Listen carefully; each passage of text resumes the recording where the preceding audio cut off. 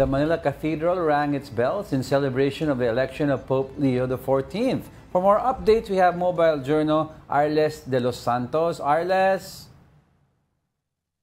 Magandang umaga, Diego at Angela. Kanina ngang alas 12 hanggang alauna na madaling araw ay tumunog ang mga kampana ng Manila Cathedral bilang senyales na nahalal na nga ang ika-267th na Santo Papa ng Simbahang Katolika. Sinundan agad ito ng 7:30 a.m. na misa dito sa Manila Cathedral na dinaluhan ng mga kababayan natin mula sa iba't ibang panig ng Pilipinas. At pinangunahan niya ni Father Viel Bautista na sinimula ng kanyang homily sa pasasalamat at papuri dahil meron ng bagong leader ang Simbahang Katolika na magbibigkis sa napakaraming deboto nito sa maraming bansa sa mundo.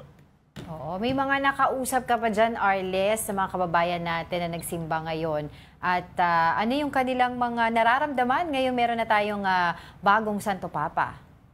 May ilan tayong nakapanayam, Angela, na ang sabi nila, masaya, syempre, na meron ng bagong Santo Papa. Pero kasi isa sa mga naging matunog sa media at kahit sa social media ay ang papabili ng mga sa Pilipinas. Dila Cardinal Tagle at ang dark horse na si Cardinal David.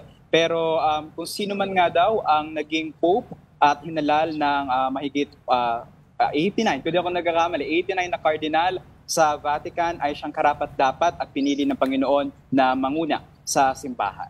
Ano pa yung mga ibang activities na aasahan natin dyan, no? Given that yesterday pa lang nabanggit kung sino yung bagong Pope. Are there gonna be masses scheduled for the Pope? Are there gonna be special prayers? Dito sa Manila Cathedral, Diego, ay merong regular na misa talaga mula Lunes hanggang Biyernes. Dalawa yan, no? Isang 7:30 a.m. at isa namang 12:10 p.m.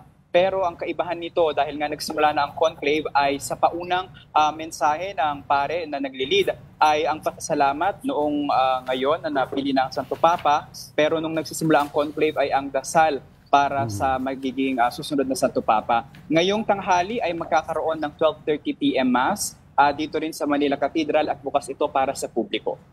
Alright, maraming salamat sa iyong oras, mobile journalist, Arles de los Santos.